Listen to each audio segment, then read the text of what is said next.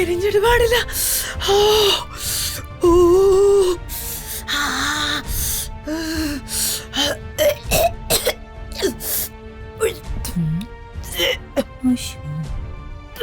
എങ്ങനെയുണ്ട് special juice? എനിക്കറിയാം നീ ഇത് മനഃപൂർവ്വം ചെയ്തതാന്ന്. അങ്ങനെ തോന്നാൻ എന്താണാവോ കാരണം? മഷിയിട്ട് നോക്കിയോ അതോ കവടി നിരത്തി കണ്ടുപിടിച്ചോ? ദേ, തെളിവില്ലാത്ത കാര്യം എന്റെ മേല് കെട്ടിവെക്കാൻ നോക്കിയാ?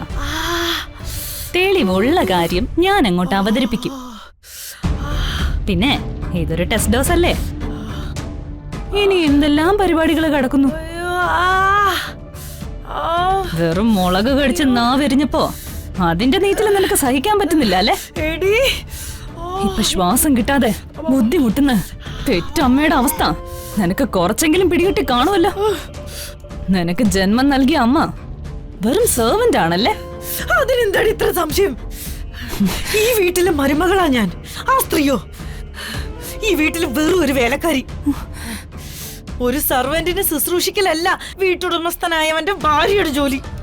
അമ്മയ്ക്ക് ഈ വീട്ടിലൊരു വേലക്കാരിയുടെ സ്ഥാനമെങ്കിലും ഉണ്ട്. നിനക്ക് ഈ വീട്ടില് എന്ത് സ്ഥാനമാടി രമാദേവി മാഡം തന്നിട്ടുള്ളത്? നീ ഇവിടെ കഴിയുന്നതേ അർജുൻ സാറിനോടൊപ്പോ. അപ്പോ വേലക്കാരിയല്ല, പക്ഷേ ഒരു മരുമകളുടെ സ്ഥാനം രമാദേവി മാഡം മാത്രമല്ല, ആരും നിനക്ക് തന്നിട്ടില്ല. അപ്പൊ പിന്നെ നീ ഈ വീട്ടിൽ ആരാണെന്ന് ചോദിച്ചാ പറയാൻ അറയ്ക്കുന്ന എന്തെങ്കിലും ഒരു സ്ഥാനം നൽകേണ്ടി വരും. ഭാര്യ അല്ലെങ്കിൽ കൂടെ കഴിയുന്നവൾക്ക് പറയുന്ന ഒരു പേരുണ്ട്, അതെന്നെ കൊണ്ട് വിളിപ്പിക്കരുത് നീ. അനാവശ്യം പറഞ്ഞ കൊന്നുകളയും ഞാൻ. നീ അതിന് മടിക്കില്ലെന്ന് എനിക്കറിയാം. ശ്വാസം മുട്ടി പെടയുന്ന പെറ്റമ്മയ്ക്ക് ഇൻഹേലർ പോലും നൽകാതെ കൊല്ലാൻ നോക്കിയവളല്ലേ നീ? അങ്ങനെയുള്ള നിനക്ക് അനുജത്തിയെ കൊല്ലാനും വലിയ ബുദ്ധിമുട്ടൊന്നും കാണില്ല. എടി, നിന്നോടും ആ സ്ത്രീയോടും കാര്യങ്ങളൊക്കെ നേരത്തെ പറഞ്ഞിട്ടുള്ളതാ. എന്റെ സ്വന്തം ഭാവിയും ജീവിതവും മാത്രമേ ഞാൻ നോക്കാറുള്ളൂ.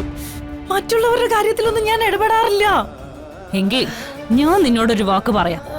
എന്റെ സ്വന്തം അമ്മയോട് നീ ചെയ്ത ഈ ദ്രോഹത്തിന് നീ അവരുടെ കാല് പിടിച്ച് മാപ്പ് പറഞ്ഞില്ലെങ്കിൽ ഈ വീട്ടിലെ നിന്റെ ജീവിതം ഞാൻ തകർക്കും. രമാദേവി നിന്റെ കഴുത്തിന് കുത്തിപ്പിടിച്ച് ഇവിടുന്ന് പുറത്താക്കുന്ന ഒരു അവസ്ഥയിലേക്ക് ഞാൻ എത്തിക്കും. ഇങ്ങനെ ഇവിടെ കിടന്ന് തിളച്ചിട്ട് ഒരു കാര്യമില്ല. അമ്മയുടെ കാല് പിടിച്ച് നീ മാപ്പ് പറഞ്ഞില്ലെങ്കിൽ പിന്നെ ഇവിടെ നിനക്കൊരു ജീവിതം ഉണ്ടാവില്ല.